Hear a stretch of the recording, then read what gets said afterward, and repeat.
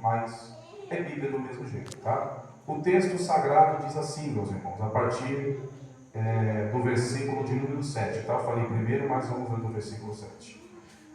Carta à igreja de Filadélfia. Ao anjo da igreja que está em Filadélfia, escreva para ele o seguinte: essa é a mensagem daquele que é santo e verdadeiro, daquele que tem a chave do rei Davi, e quando ele abre, ninguém fecha, e quando ele fecha, ninguém abre. Eu sei o que vocês estão fazendo, conheço a sua pouca força. Vocês têm seguido os meus ensinamentos e têm sido fiéis a mim. Por causa disso, eu abri diante de vocês uma porta, a qual ninguém pode fechar.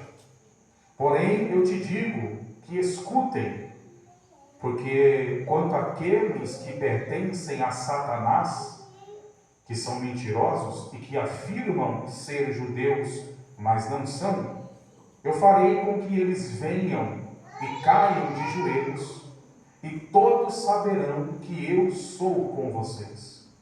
Vocês têm obedecido a minha ordem para aguentar o sofrimento com paciência.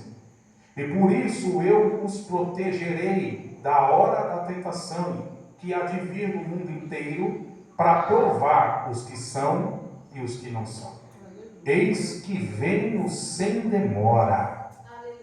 Guarda o que tens, para que ninguém tome a tua coroa. Amém?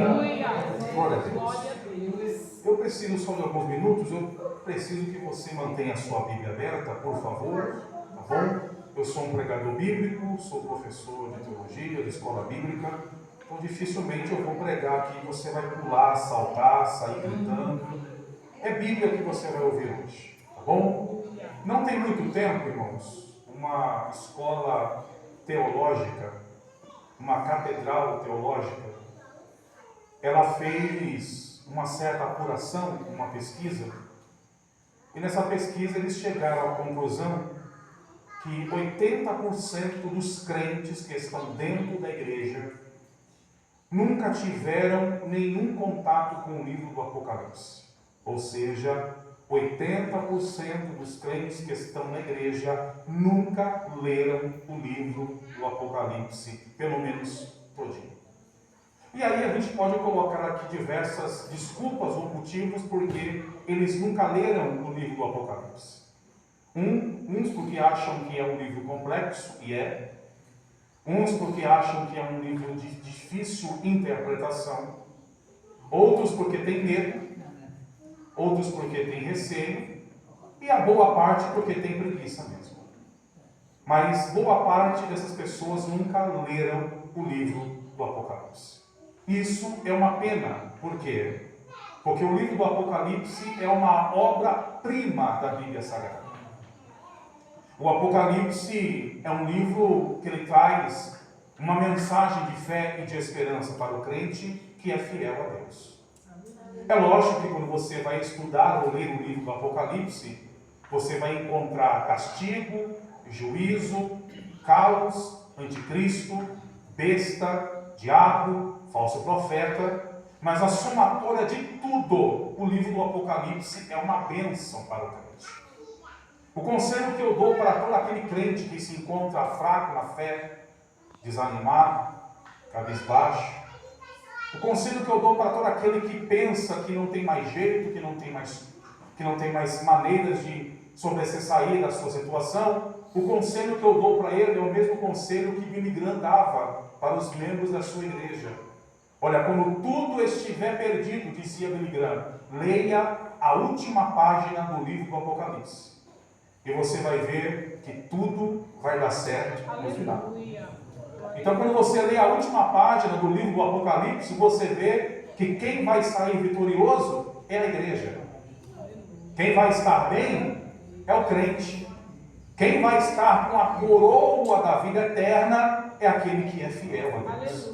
Então, o livro do Apocalipse, ele é uma bênção. Deve ser lido, deve ser estudado, deve ser pesquisado.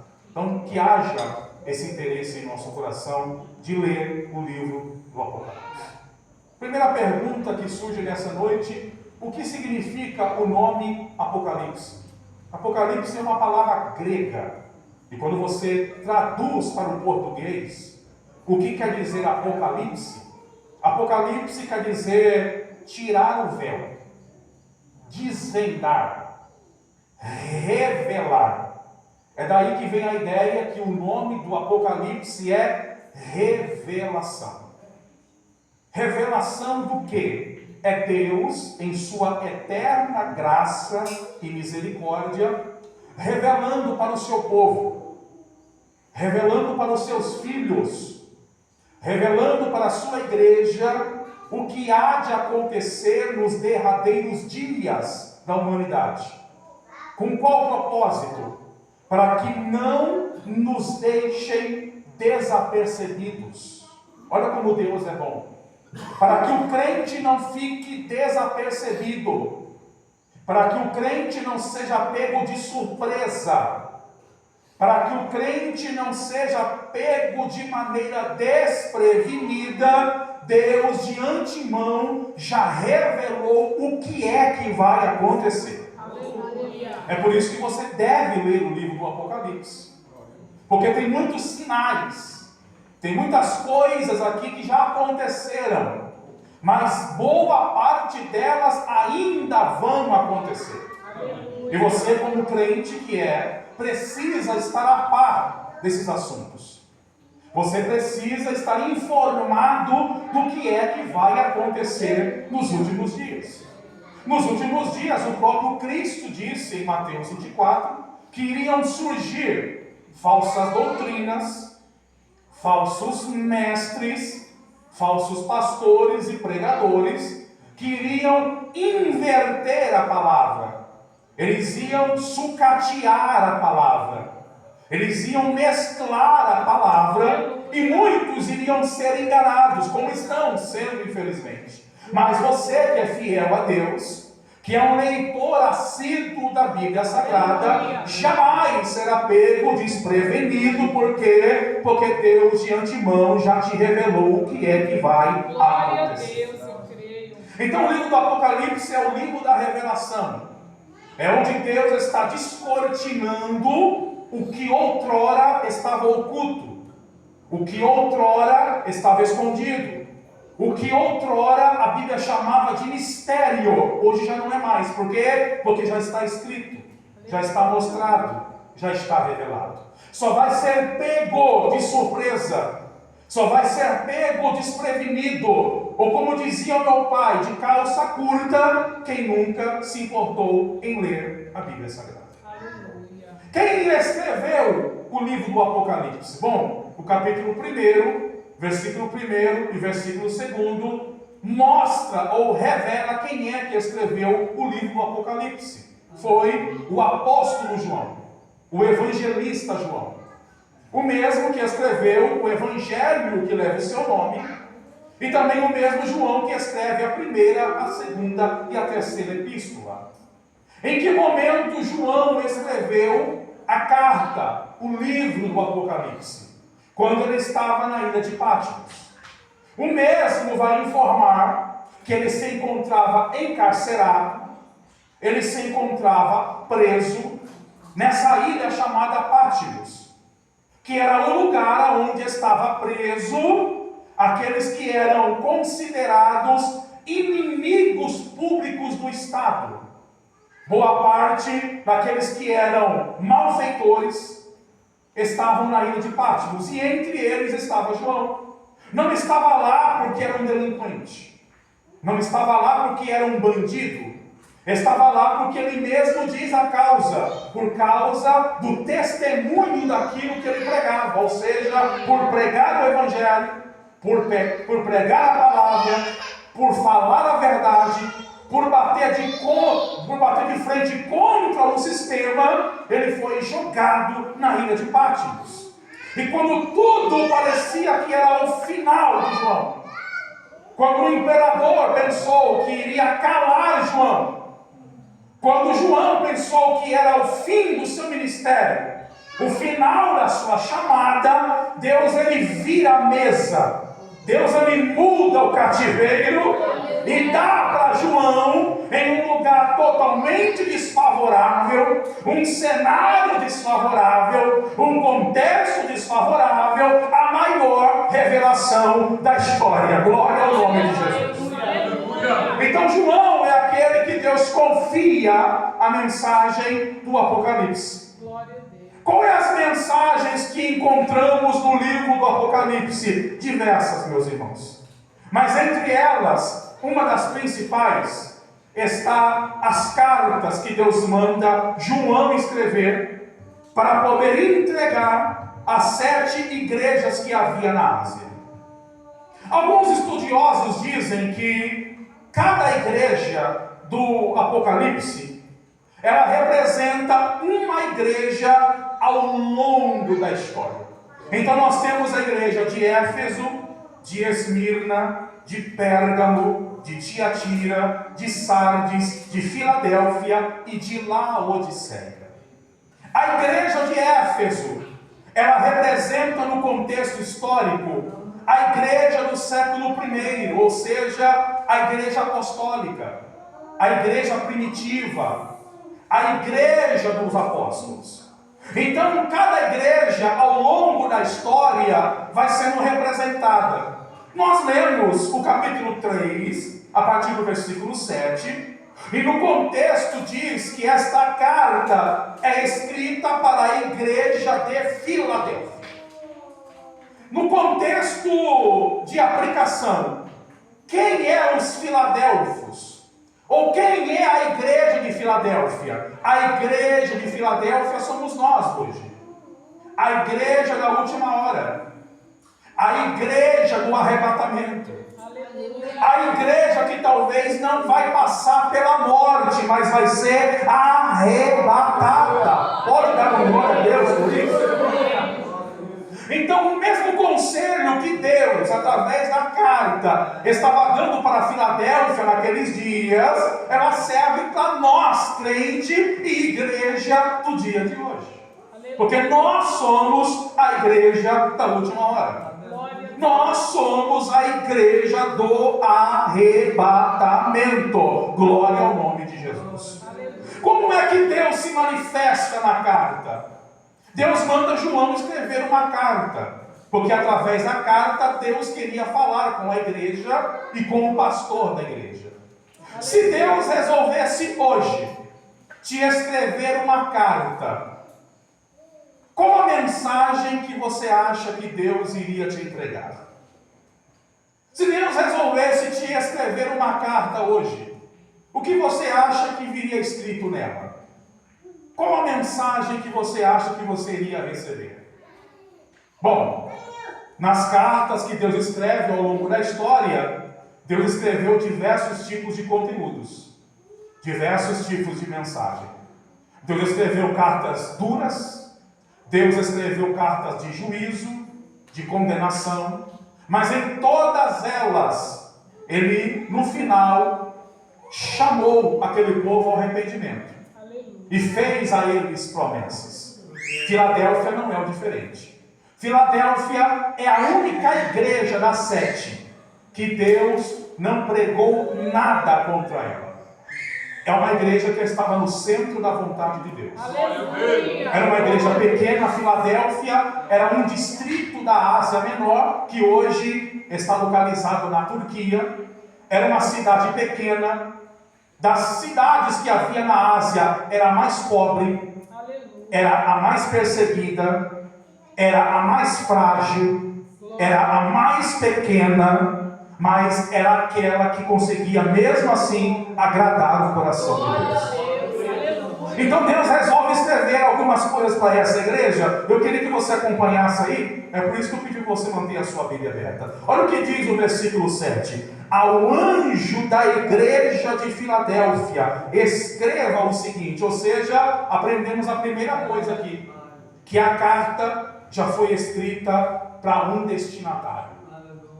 Deus não resolveu escrever uma carta aleatória. Deus não resolveu escrever uma carta para qualquer um.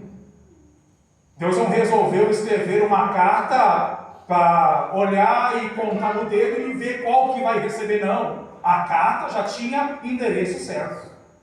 Mensagem de Deus, profecia, pregação, não é jogada no ventilador. Aleluia. Mensagem, quando vem do céu, quando sai da boca de um profeta que é fiel a Deus, quando sai da boca de um pregador, a mensagem que sai do púlpito, do altar, do pastor, ela tem endereço certo, irmãos. Glória a Deus. Ela tem endereço certo. A mensagem que está sendo pregada nessa noite, ela tem um endereço certo. Para quem é? Para quem ficou em casa? Não. Para quem não veio? Não. Para quem faltou? É lógico que não. A mensagem que está sendo pregada hoje é para quem? Para mim e para você. Então ela já veio com um destinatário. A mensagem dessa noite já tem um endereço. Qual é? Até Madureira, Carapicuíba, no Tanque Grande. Glória a Deus. Aleluia. Então a ordem é essa: escreva uma carta para o pastor, para o anjo da igreja de Filadélfia. Glória a Deus. Aleluia. Se a carta já tem um destinatário, quem é o emissor da carta? Versículo de número 7 ainda continua dizendo: quem é o emissor da carta? É Deus, irmãos. Então, o apóstolo João, em conjunto com o Espírito Santo, deixa uma segunda lição importante aqui para nós: a originalidade da palavra. Toda palavra, ela tem uma origem, irmãos. Toda pregação, ela tem um centro. Toda pregação, ela tem uma fonte. Aleluia. E por mais que o pregador seja bom de Bíblia, por mais que o pregador seja PhD em teologia, por mais que o pregador seja bom em grego, hebraico e aramaico, por mais que o pregador seja erudito, eloquente, catedrático, linguístico, a mensagem não tem a origem nele. Aleluia. A origem da palavra, ela se encontra em Deus. É por isso que numa pregação você não escolhe o que quer ouvir. É por isso que eu não venho para o culto do domingo, do sábado, da sexta, da quinta, da quarta, da terça ou da segunda, premeditando no meu coração o que eu quero ouvir. Não. Aqui eu venho, sento, adoro, oferto, glorifico. Isso depende de mim, mas a pregação não depende de mim o que vai ser. Você aqui chega e você define o quanto que vai dar de oferta. Isso cabe a você. Você vem para o culto e é você que decide o nível de culto que você vai dar para Deus. Se é baixo, se é mediano ou se é fervoroso. Isso cabe a você. Você vem no culto e cabe a você decidir o tanto de glória a Deus, aleluia, em língua estranha você vai liberar na liturgia do culto. Isso cabe a você. Agora a mensagem que você tem que ouvir não cabe a você. É Deus que decide. O tipo de alimento que Ele quer dar para a sua igreja naquele culto. Quando você vai ao restaurante, é você que decide o prato que você quer comer, a entrada, a sobremesa, o tipo de bebida que você quer comer. E um dia eu ouvi um pastor dizer que igreja é restaurante. Eu até concordo, mas é um restaurante diferente. Aqui é o único restaurante que você senta e não escolhe o prato que tem que comer. É Deus que decide. É Deus que resolve mandar o tipo de prato que você quer comer. Glória a Deus.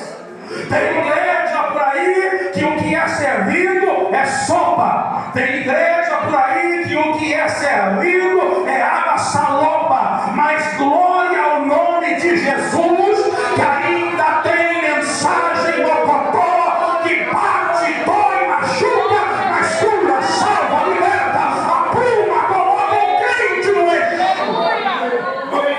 aleluia. Então a origem da palavra é Deus. Então não saia triste porque um dia o pastor bateu em você no culto. Aleluia. Não saia murmurando porque a palavra foi pregada de maneira mais forte. Não se esqueça, o pastor e o pregador é apenas um garçom. Aleluia. Ele só serve. Quem cozinhou o prato, irmãos, não foi o garçom.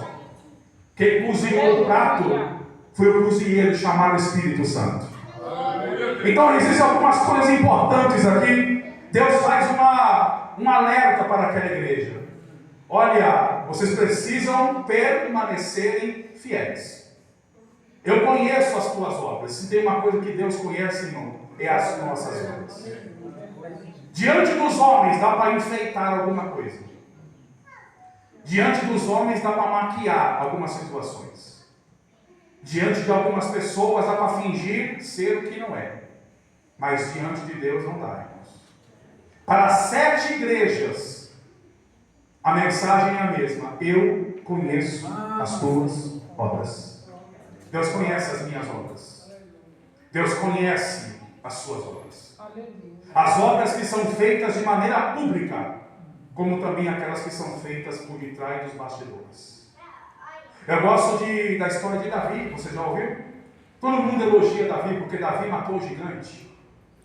Porque Davi derrubou o gigante. Por causa da mira de Davi, que com uma pedrada só derrubou o gigante. Só que matar o gigante de maneira pública, para todo mundo ver, aplaudir, te chamar de cara, bater nas suas costas, é fácil. Só que antes de Davi matar o gigante de maneira pública, ele teve que matar o urso e o leão que ninguém viu. O urso e o leão são aquelas lutas, são aquelas provas que nós vencemos, que ninguém viu. O pastor não sabe, até a esposa não sabe, o esposo não sabe, os filhos não sabem, o cunhado não sabe, o colega de trabalho não sabe, o irmão do culto da igreja não sabe, mas Deus sabe. Deus sabe o que você precisou aguentar para chegar até aqui. Deus sabe o tanto de processo que você precisou enfrentar para poder chegar até aqui. Deus conhece as tuas orações. Deus acompanha todas as suas lágrimas. Aleluia. E o Senhor diz: e por conhecer as tuas obras, eis que eu coloco diante de ti uma porta aberta. Glória a Deus. Deus sempre tem uma porta aberta para quem suporta o processo, irmãos. E o Senhor trouxe esse simples pregador aqui para te dizer: continua aguentando esse processo. Deus sabe que está duro, Deus sabe que está difícil, Deus sabe que está cheio, aleluia, mas Ele vai honrar a sua fé. Ele vai honrar o seu propósito, glória a Deus. É uma porta que ninguém na terra pode abrir, porque quem tem a chave só é o céu. Oh, glória! Só é quem está em cima que tem a chave, aleluia. Creio, Jesus. O homem até ensaia te ajudar em uma coisa ou outra, mas a verdadeira providência vem de cima. Aleluia! Oh, glória! E o Senhor está dizendo para alguém aqui nessa noite de hoje: aguenta firme, porque eu já pus uma porta aberta diante de ti. A mensagem para aquela igreja é clara: eu não vou colocar, eu não vou abrir. A mensagem é bem clara: eu já abri, glória a Deus. Você não viu, você não presenciou, mas ela já está aberta para você, e na hora certa ela vai se materializar, e o nome dele será glorificado, irmãos. Para que você consegue adorar a Deus pela fé, sem precisar ver a porta aberta, porque ela já está. Nós estamos vivendo, irmãos, com alguns crentes que têm a síndrome de Miriam. Eu vejo pessoas, irmãos, ovacionando Miriam. Por quê? Porque quando o mar se abriu, Miriam pegou o pandeiro, e lá do outro lado, com o mar aberto, os inimigos vencidos, Miriam pegou o pandeiro, começou a tocar e dançar. Irmãos, com o mar aberto, os inimigos vencidos, até eu pego o pandeiro para tocar, irmãos. Agora, se Miriam fosse adoradora de verdade, com o mar fechado, Faraó no cangote deles, ela tinha adorado a Deus do mesmo jeito. Aleluia, Jesus querido e santo. Porque adorador, irmãos, Ele adora, independente da situação se é favorável ou não. É nessa hora, é na hora da adoração que Deus separa os meninos dos homens. É na hora da adoração que Deus separa os emocionados dos adoradores de verdade. Os emocionados, os meninos, os imaturos, as crianças espirituais, elas esperam acontecer, concretizar, tocar, palpar, para depois adorar a Deus de verdade. Adorador não, irmão. O pau está comendo, o filho está na droga, o marido na cachaça, a porta está fechada, o diagnóstico chegou, mas eu estou adorando a Deus, eu estou adorando a Deus, eu estou adorando a Deus, porque pela fé, uma porta já foi aberta. Aleluia! Eu tenho a chave de Davi. Eu abro e ninguém fecha. Eu fecho e ninguém abre. Qual é essa chave de Davi que Deus tem? Era a chave que o rei Davi colocava no seu pescoço. Ninguém tinha acesso àquela chave. Ninguém tocava naquela chave. Ninguém nunca teve aquela chave. A chave só ficava no pescoço do rei. Qual era a chave? Era a chave da tesouraria real. Era a chave dos tesouros de Davi. Era a chave aonde guardava os maiores tesouros do reino. E Deus está dizendo assim para a igreja: eu tenho a chave, eu não tenho o tesouro. Porque melhor do que o tesouro, irmão, é ter a chave.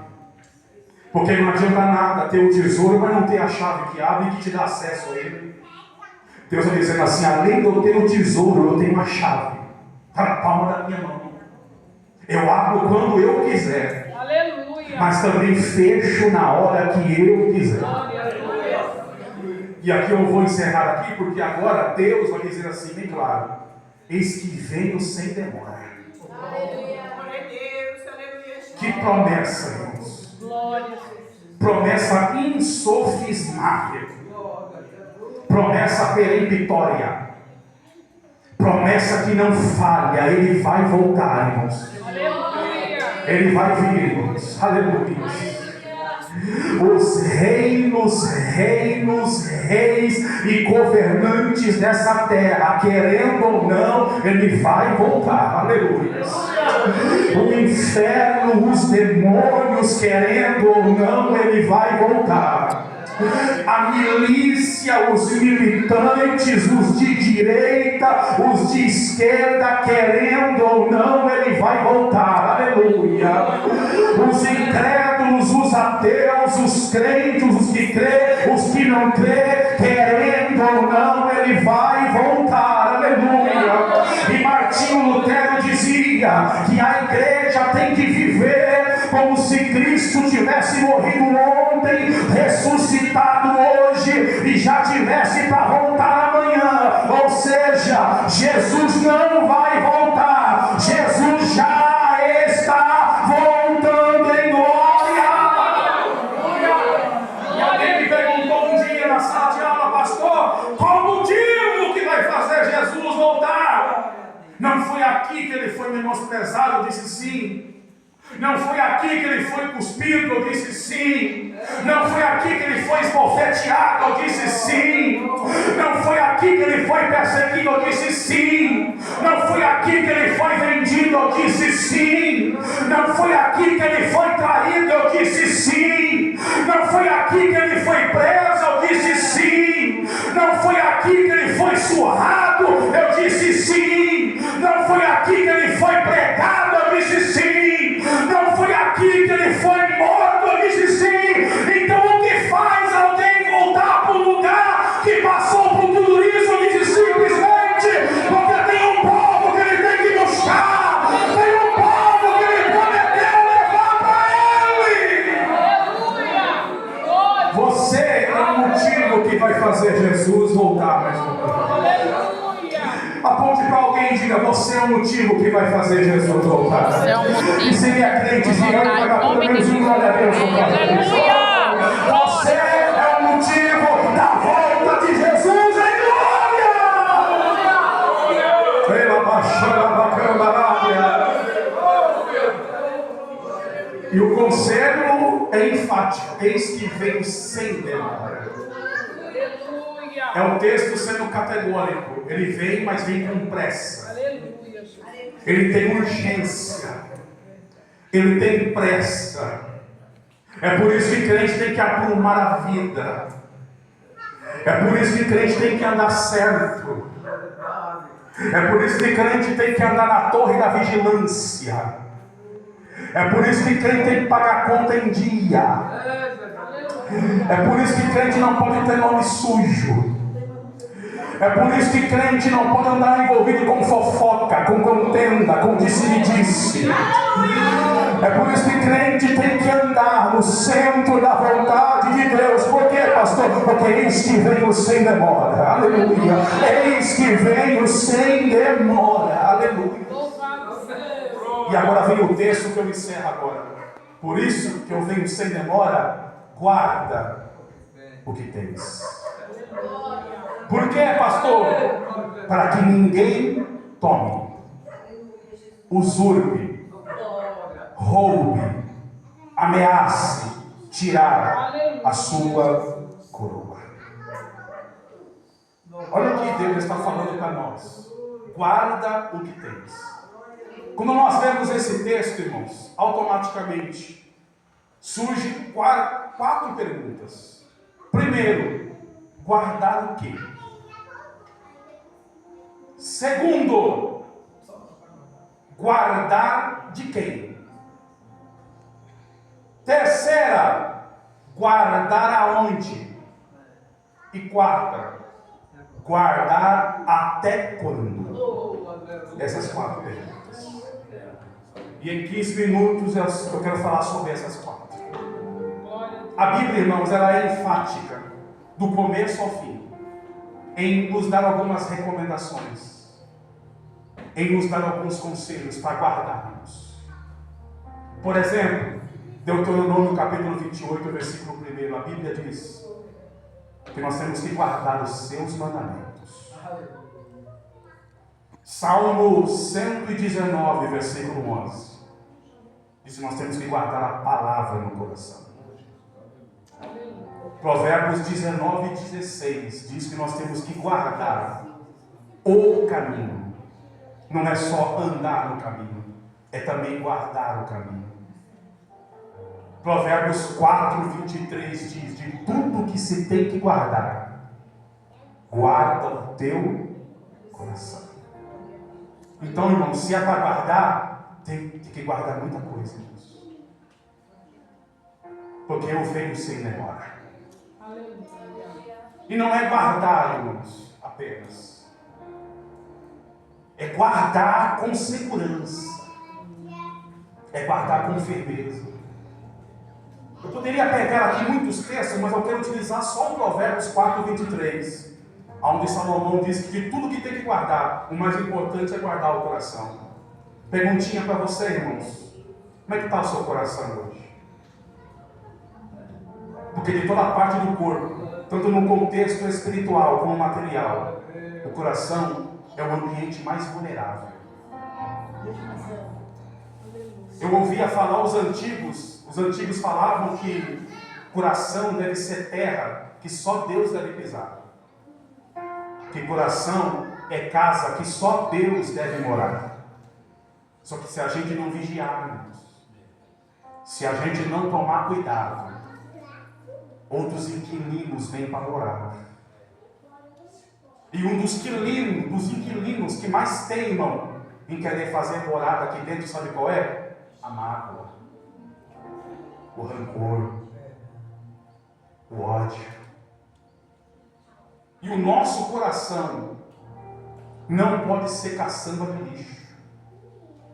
O seu coração é altar de Deus, aonde o fogo do Espírito tem que queimar 24 horas por dia. Aleluia. Só que se a gente não vigiar, irmãos, a gente vai permitir o diabo ter acesso a esse coração. E a primeira coisa que ele vai fazer é despejar uma caçamba de lixo no seu coração. Eu conheço gente que já não ceia mais, que já não sente a presença de Deus mais, que que até já parou de cultuar e servir a Deus, porque não guardou o coração. Eu poderia usar aqui diversos exemplos na Bíblia, irmãos. Mas sabe um personagem que não guardou o coração? Sansão. O homem que descobriu o coração de maneira fácil. Sabe qual foi o mal de Sansão? Deixar que outras coisas e pessoas tivessem acesso a um caminho que era só para Deus transitar. Seu coração, irmãos, é um caminho que só Deus deve passar por ele. Só o Espírito Santo deve caminhar por ele. Eu não conheço ninguém aqui, irmãos. Mas como Deus não é menino e não fala com quem não veio, Deus está falando para alguém aqui. Deixa a minha palavra e o meu Espírito fazer uma limpeza no seu coração hoje. Deixa eu remover esse remorso. Deixa eu remover essa sujeira. Deixa eu passar com o meu caminhão de lixo nesse coração e remover toda a sujeira, porque eu quero derramar glória na sua vida. Eu quero encher o seu coração da minha presença. Eu quero encher a tua alma da minha palavra. Aleluia. Guarda o que tens. Guarda a sua comunhão. Guarda a sua intimidade. Guarda o seu devocional. Guarda o seu lugar secreto. Aleluia. Guarda o seu particular com Deus. Aleluia. Guarda o que tens. É a mensagem de Deus para a nossa vida hoje. Primeira pergunta: guardar o que, pastor? E a segunda é guardar de quem? Naum, capítulo 2, versículo 1, diz assim: guarda a tua fortaleza, protege o teu caminho, renove a sua força, porque eis que o destruidor está chegando do norte. Olha o que Deus está dizendo: guarda a fortaleza, porque o destruidor está mais perto do que você imagina. Já leu 1 de Pedro, capítulo 5, versículo 8? Eis que o diabo, o vosso adversário, ele anda a 500 metros de você, não é isso? Você está aqui, ele está a 2 quilômetros de você, não é isso? A Bíblia é bem clara, porque o diabo, vosso adversário, anda ao vosso perto. É perto, é próximo. Ele te vigia 24 horas por dia. Ele está mais perto de você do que você imagina. Pastor, o sangue de Jesus tem poder, mas é verdade. E o que ele está à procura daquilo que você está guardando? Porque o que você está guardando é precioso. Porque aquilo que você está guardando tem valor. Porque aquilo que você tem e que você está guardando, você conquistou com preço de lágrima, com preço de sangue. O que você tem hoje chamado salvação, para você ter, o preço foi alto. O sangue de um homem justo precisou descer numa cruz do meio. O que você tem hoje, chamada coroa da salvação, o Deus da glória precisou se desfazer da glória e andar entre os homens. O que você tem hoje, alguém precisou ir para a cruz no seu lugar. A tua casa, a tua família, o teu casamento, os teus filhos, a tua profissão, o teu trabalho, o teu emprego, o teu dinheiro, a tua chamada, teu ministério, a tua fé, a tua vida, você não tem de graça, meu irmão. Um preço precisou ser pago. E o diabo, como não tem nada disso, ele quer tomar o teu. Ele quer tirar de você. Então, nessa noite de hoje, uma roupagem nova desce sobre esta casa. Tem uma mão direita levantada de alguém que crê nessa palavra em nome de Jesus. Tem uma panoplia descendo aqui nessa noite. Pastor, o que é isso? Armadura, aleluia. Eu estou renovando a sua fortaleza. Babilônia chegou e derrubou as muralhas, mas eu já enviei Neemias para colocar essa muralha de pé de novo, aonde o diabo tem acesso. A partir de hoje, ele não entrará.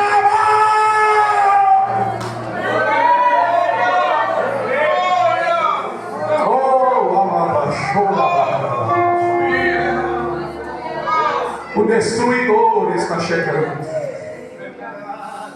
E nós temos que guardar a fortaleza. Oh, irmãos, a gente é tão inocente às vezes. Se você soubesse as reuniões que são feitas, se você soubesse as tramas, os planos, se você soubesse tudo aquilo que o diabo empenha para fazer, para destruir você, você vigiava mais, você orava mais. Eu e você talvez não sabemos e nunca vamos saber, mas só hoje, só Deus e a eternidade sabem o tanto de livramento que a gente já recebeu. Um carro desgovernado, uma bala perdida, alguém pulando o muro para tentar fazer o mal na sua casa, alguém de olho já nos seus filhos e Deus já cortando o laço desde agora, um infarto, um AVC, uma queda para você quebrar a coluna, quebrar a perna, quebrar o braço, quebrar o pescoço, e você nem sabe que Deus chegou na frente e foi quebrando o laço, que Deus foi cortando a lança. Seu coração ardeu o dia todo para você vir para o culto, e o diabo sabia que você ia chegar aqui. E ele disse: só que antes ela chegar no culto, eu vou preparar um carro desgovernado, eu vou preparar um motorista bêbado no meio do caminho, eu vou preparar um assaltante para abordar ele no meio do caminho, eu vou preparar alguma coisa no meio desse mato antes dele chegar. Só que Deus chegou na frente, cortou o laço, quebrou a lança, jogou o carro, o cavalo e cavaleiro no fogo, e para a vergonha de Satanás e para a glória de Deus, olha você aqui, não só chegou no culto, como também vai sair aqui de posse de uma vitória para a glória de Deus. Oh, glória, eu creio, Jesus. Guarda o que tens. Guardar o quê? Guardar de quem? E terceiro, guardar aonde? Aonde é que devemos guardar, irmãos? No lugar secreto. A Bíblia sempre fala de um lugar secreto, de um refúgio, de um esconderijo. Quando eu era pequeno, eu não sei se você, mas nós gostávamos no bairro de brincar de esconde-esconde. Eu tinha um, irmãos, que ninguém conseguia me achar. Ninguém conseguia me achar. Ninguém tinha acesso, ninguém sabia a senha, ninguém sabia o endereço, ninguém sabia o código, ninguém sabia onde era. Era só eu. A mesma coisa é Deus. Deus tem um lugar secreto para revelar para você. Deus tem um refúgio para mostrar para você. É nesse refúgio que Ele quer que você guarde o que você tem. Porque dentro do lugar secreto o diabo não tem acesso, irmãos. Então, para ver o diabo vencer um crente que anda com o quarto e a porta fechada. Então, para ver o diabo vencer um crente que ora, irmãos. Eu estou para ver um crente que ainda valoriza o seu momento de comunhão, de intimidade, de particularidade com Deus. O ano passado eu tive um infarto. O segundo.